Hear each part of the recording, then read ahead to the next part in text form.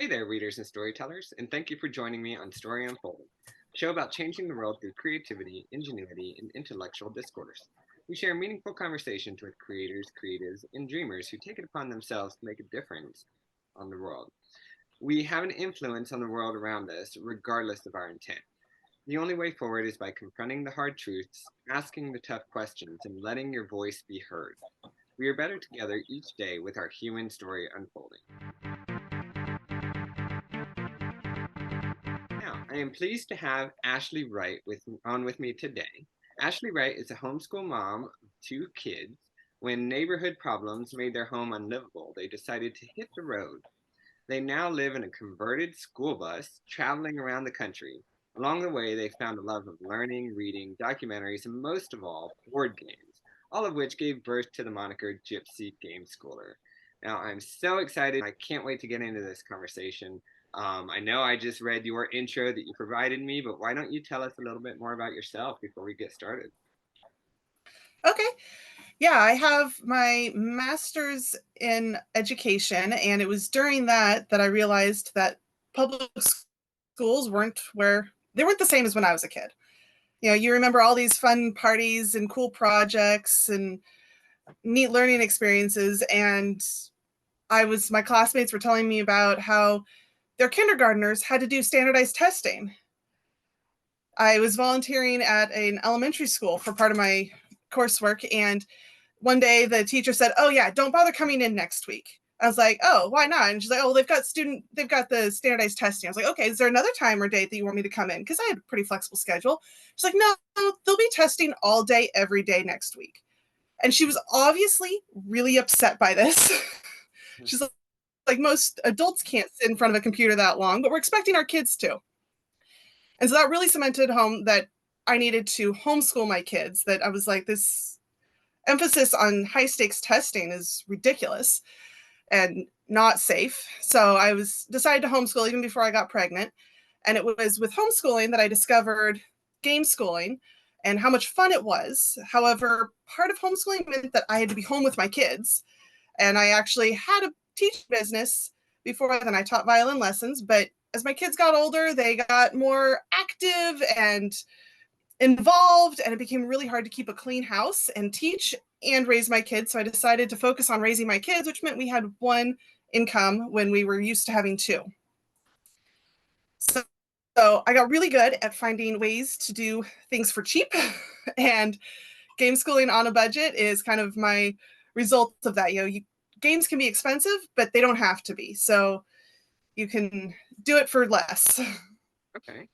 That sounds very interesting. That's a cool way to get into, this new lifestyle. I'm sure that, adjustment was quite drastic and you had to work through that. I can't wait to hear more about that. I want to hear, before we dig into that part, tell me more about the game schooling on a budget. Tell me, this book right here behind me is all you viewers can see. This is Ashley's book that's out available on Amazon. I'll have all the links listed down below that you can find it. But give us a little, elevator pitch of this book. Tell us about it. Yeah, there's instructions for DIYing some games, so doing it yourself, making them yourself. And there's instructions for card games, dice games. I even have tips for how to acquire regular games for cheap. Probably, I don't know, 2/3 to 3/4 of our games that we have, and we've got well over 200 games. They're all from thrift stores where I can get games for $1 or $2. So there's a lot of that in game schooling on a budget. Now, for those who don't know, what is game schooling? Game schooling is learning through games. So you can learn so much through games. Most games have a lot of math in their scorekeeping. So, if you think about a popular game, Monopoly, we use Monopoly to learn about money, to learn about, math. It's great for math with both big and smaller numbers. And then we also learn about how to get along with others. Most people say Monopoly ruins relationships. And I assert that it doesn't have to. You just have to approach it with the right attitude. So for a long time, my kids, after we got done with the game, my daughter would say, "And we all had fun, so we all won." Because that was my thing that I did on repeat as my kids went through that super competitive phase. And it's true, if you approach life from this, I just want to have a good time, I want others to have a good time, then it's a lot more enjoyable. And game schooling can teach us how to approach life with that attitude. Okay, that's really interesting. So it's a version of homeschooling and alternative education aspect, but it focuses as using games as kind of the method and the tool, correct? Yeah. Okay, awesome. So first question that comes to mind, and for those of you who have been following me, I posted an interview with Ashley on my other channel, World Schooling Junction, because this is very applicable to all the alternative education methods that we try and use in the homeschooling world. So I asked this over there, and I want to ask this here again. You were in a bus. You're talking about all these games. How do you do it? How do you have the room for it? So one thing that we did is with our chairs, they all have storage underneath. So I actually don't have many games stored in those. They have other things, but that helps make room for games. We You can see them here. I bagged a lot of our games, so we've got 1, 2, 3, 4, 5 sets of games that are hung up, and so I just use these shower rings, and here's some came off, and hang them up with this, and they hang from these cabinets that I have overhead here. And those cabinets, my husband thought we'd put food in. Well, they have mostly games. Who needs food when you have games, right? Exactly. Wow, that's some creativity and ingenuity in itself. So I feel like that's part of the lesson as well, teaching the kids how to use your space, effectively, and optimizing, your lifestyle. Would you agree? Absolutely. And it's really, prioritizing. Most people think that this many games is ridiculous. And on some level, they're true. They're correct. We don't play them as much as we'd like to because we're so busy exploring everything else around us. But at the same time, we get a lot of joy from them. And on days when we can't go exploring, if we're stuck inside because it's rainy, it's terrible weather, or if we're in a place where there's not a lot of other kids, the kids don't have other kids to go play with, we can pull out games and entertain ourselves that way. So for us, games are high priority, but they're not for everybody. And I think it's just all about finding your top priority. Our kids have a box at the end of their bunk that they can put all their treasures in. And it's a sizable box, but obviously much smaller than their rooms at home were. But that means that they just need to prioritize what's most important to keep. Is that, McDonald's toy really, really necessary? Or, do you want something else? Do you need that book, or can we get that book as an ebook and have that space for something else? Hmm. Those are really good lessons to have, especially when you're young. It's something that we struggle with Mm-hmm. now. Um, so I'm curious, what inspired you to write the book itself? I mean, it sounds like you're super busy doing a whole bunch of different things, like I can't imagine living in a bus. Like me as a writer, we travel a whole bunch, but we still have a home base. And I still struggle to find that time to write. Very difficult. And I'm curious, how do you do it? And what inspired you to decide, hey, I want to, embark on this journey to write a book as well? It started as a blog post, actually.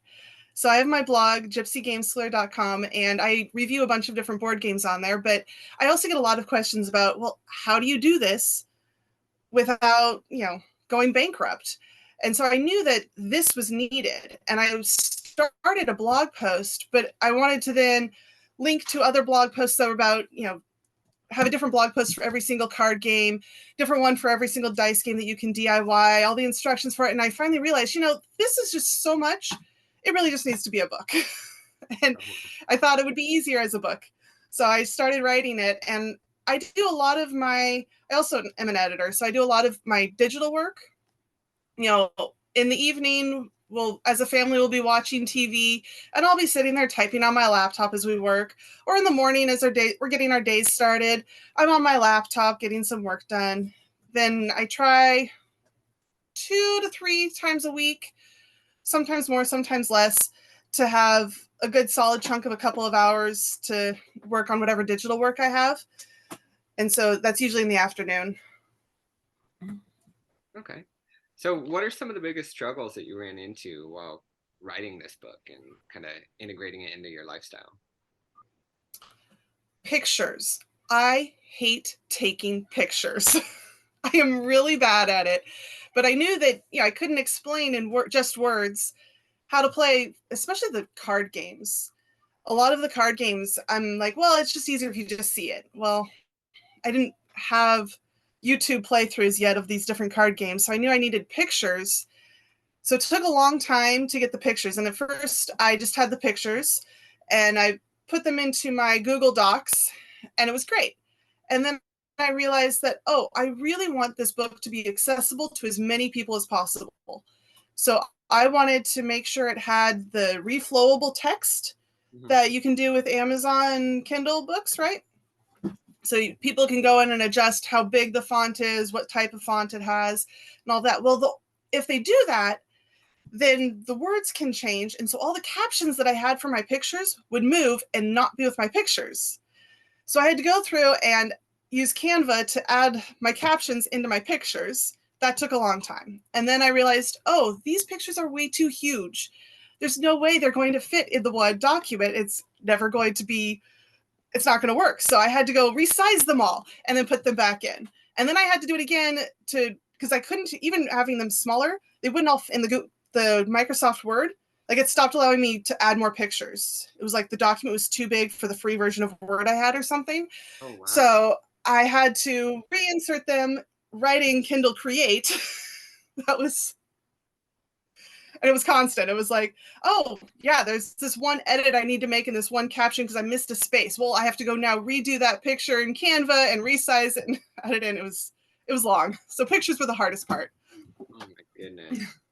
Yeah, and that's bringing back these horrible memories when I put out my first book. I remember the formatting and the pictures was just a headache. Oh my gosh.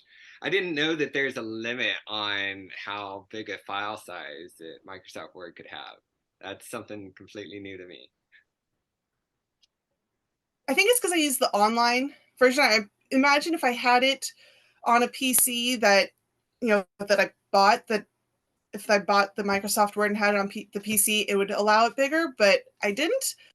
And traveling is expensive. So we're kind of perpetually on the broke end of things. And I wasn't going to invest a whole bunch of money on a book that I honestly don't expect to make a bunch of money.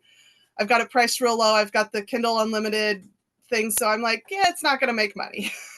Yeah, I mean, it kind of would be counterintuitive if you have game schooling on a budget and you're charging a whole bunch of money for it, right? Exactly. Makes sense. Yeah, Um, that wasn't my goal. so we are talking a bunch about your book, talking about game schooling. Your lifestyle really has kind of just from surface level, observation of the way you live. I feel like you've been exposed to a whole bunch of different perspectives. You've seen a lot with your travels. I'm curious, like, what personal experiences really had I don't know. I would say the greatest influence on your worldview, but I know when I asked this question in the written portion, you said, you can't just claim one. But can we go into a conversation about that? How your personal experiences have influenced you, the way you perceive the world, the way you put things out in your blog, your books, everything like that. So, Well, we've only been on the road for about a year. And we travel pretty slow. We're work camping, so we're working in a place for several months and then we move on. So we've only really been in a few places, but we have noticed that other places have a lot more diversity than what we were used to. We started in the Pacific Northwest, and that's very, very white, painfully white. So it's been nice to be in places where we're actually more closer to the minority, and that's been really exciting. But I would have to say that as far as influenced my worldview, that really happened younger. So, in high school, I was still in the Pacific Northwest, but I remember taking a history class junior year. We read Howard Zinn's The People's History of the United States, which is an absolutely amazing book. And it's about everything history, but instead of being from rich old white guys' perspective, it's from everybody else's perspective. from perspective of women, children, poor, migrants, immigrants, people of color. And that was really, really powerful to me to realize that, oh, there's more than one way of telling this story. And that's one of the things that I really tried to impress upon my children. We've been visiting a lot of historic sites lately, so we're on the East Coast. And almost every day I'm stopping my kids. Okay, this is more complex than this, right? There's all these different threads and perspectives and influences, and it's always more complex than we are told, I guess, is what I keep trying to tell my kids. And so I think they also had a big, huge impact on my worldview, because I have to be really careful with how I present myself, because I know that my kids are going to model themselves after me to some regard. And I want them to be better people than I am. So that means that I have to be a better person. It's a lot of pressure, right? Yeah. That's interesting. So what part of the East Coast are you in right now? We're over in Virginia. So we're getting to visit all those historic sites there. Okay. Yeah, there's a lot that we could get into talking about Virginia. I think I'll leave that for another time. But yeah, that's really interesting. I love how you were, trying to show them, the complexity and nuance of history, and I haven't read that book. I've heard it multiple times and it's been recommended. I definitely need to add that to my TBR. But yeah, I'm curious. So like, what part of the Northeast were you from, or Northwest, when you started? Western Washington. Western Washington. Okay, and which way have y'all gone on your travels? Like, have you taken any direct specific route, or are you kind of just all over the place, or how's that work? Well, we were supposed to initially start last summer and do a work camping job right next to Glacier National Park in Montana. However, our bus was delayed. We hired a different company to build our bus for us, and they were delayed by like 3 months. And then it had to be spent like, what is it, 10 weeks in the shop fixing stuff. Oh So wow. mechanically. So we didn't start out until August. So we missed that work camping gig, unfortunately. And so we made our way over to North Dakota for the sugar beet harvest, which was interesting, but not as lucrative as I was led to believe. So we spent a month in North Dakota. And then from there, we went south. We spent a month in Missouri, and then spent our winter down in the very south of Texas, right next to Mexico, which was really, really amazing. I can't recommend it enough. People freak out about the border with Mexico, but everyone was so nice and amazing. And it was mind boggling how quickly they could switch between English and Spanish. As somebody who is painfully uh, monolingual, I can only speak English. I've tried to pick up other language. I can get a smattering here and there, but nothing sticks with me. And so for them to be able to have conversations and flip back and forth between the English and the Spanish was mind blowing. And it was so nice to be, like I said, around other diversity. Most of the people right there were, Hispanic. And so my kids got to see that, oh, people look different than me. And I think that's so important. And then we came up here to Virginia. That sounds really interesting. What part of the Texas Mexican border were you in? Because I'm currently in Texas, so I'm curious where you were. We were in Brownsville. So as southern as you can get and be in Texas. Yeah. Oh my goodness. Yeah, that is very far down there. Wow. So what is your plans for the future now? Where are y'all going? Like, are you sticking with this? Is this a long-term thing? Or are you trying to work your way back to Yeah, Washington? we don't have a current end in sight. Right now, when we leave Virginia, we're going to go visit the Southwest because, I was born in Arizona, but haven't visited there since I was 3. So we're excited to go see Arizona, the Grand Canyon, all the national parks over in the Southwest. And that's really exciting. Eventually, we want to go up to Alaska.